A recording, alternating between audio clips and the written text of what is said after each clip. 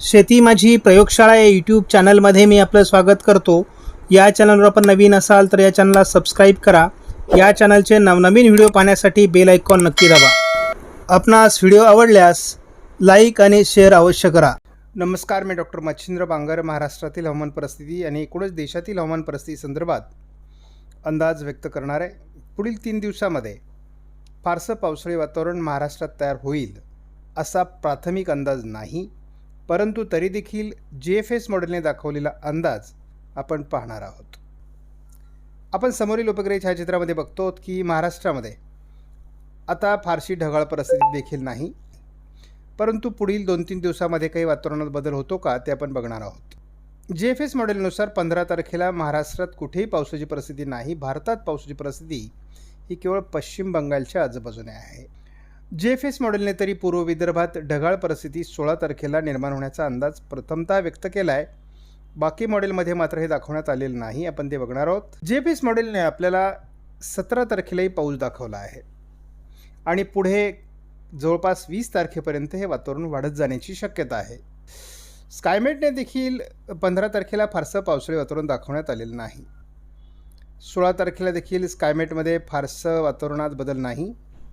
17 तारखेला थोडं छत्तीसगडवर पावसाचं क्षेत्र निर्माण होण्याचा अंदाज स्कायमेटने व्यक्त केला आहे. 16 तारखेला थोडं विदर्भाच्या दिशेने पावसाळी वातावरण तयार होण्याचा अंदाज आहे.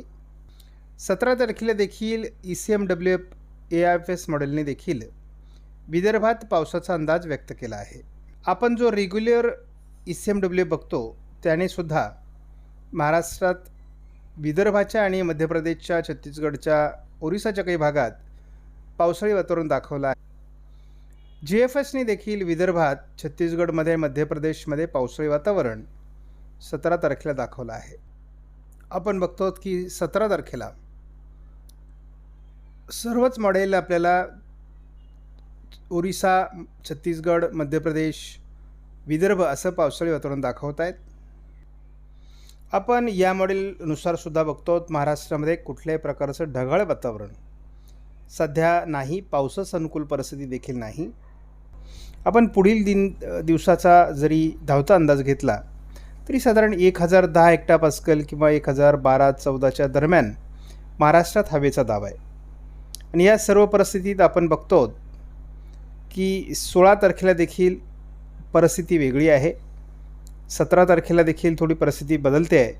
एकूणच मध्य प्रदेश, छत्तीसगड, विदर्भ असं पावसाळी वातावरण तयार होण्यासाठी 17 तारखेला बंगालच्या उपसागरातून वाऱ्यांचा प्रवाह येतो आहे आणि त्यामुळे हे वातावरण तयार होईल असा एक प्राथमिक अंदाज आहे. आपण या ठिकाणी बघतो की कोणत्याही परिस्थितीमध्ये उद्या पहाटे 5 वाजता 16°C तापमान घसरतं आहे नाशिकला.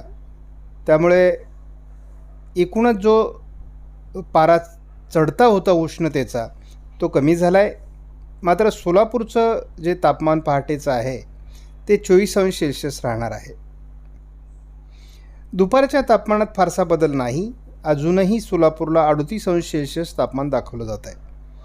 किमान तापमान मुंबईला 26°C आहे. 16 तारखेला देखील नांदेड आणि सोलापूर या ठिकाणी 38°C तापमान दुपारी राहणार आहे. मुंबईतलं तापमानही 1 अंशाने वाढून ते 27वर जाणार आहे. म्हणजे तसं तापमान दुपारचं जास्तच आहे.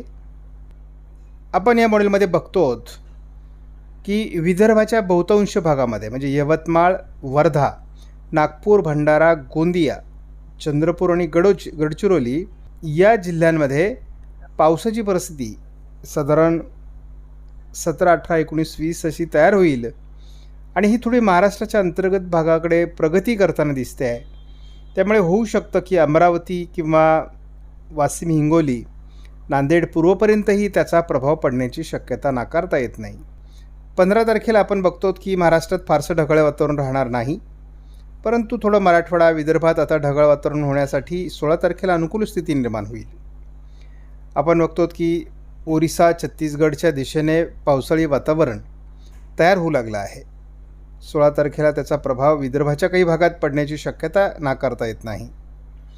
17 तारखेला मात्र गोंदिया जिल्ह्यात जोरदार पावसाची परिस्थिती निर्माण होईल असं प्राथमिकदृष्ट्या दिसतंय. हे पावसाचं क्षेत्र वर्धा, यवतमाळ, चंद्रपूर या पूर्व विदर्भाच्या काही भागामध्ये 17, 18, 19 असं वाढत जाण्याची शक्यता आहे. बघतो की हे पावसाळी वातावरणच मुळात पूर्व विदर्भापुरतं मर्यादित आहे. महाराष्ट्रातील इतर जिल्ह्यांमध्ये फार त्याचा प्रभाव निर्माण होईल असं प्राथमिकदृष्ट्या वाटत नाही. मुख्यत्वे करून याचा प्रभाव पूर्व विदर्भामध्ये 19 तारखेला आणि 20 तारखेला अधिक राहील असा प्राथमिक अंदाज आहे. त्याच्यावर आपण अधूनमधून अपडेट घेत राहणार आहोत. आपणास व्हिडिओमधील माहिती महत्त्वपूर्ण वाटल्यास लाईक करा, शेअर करा, चॅनलला सबस्क्राईब करा. धन्यवाद. जय हिंद, जय महाराष्ट्र, जय बळीराजा.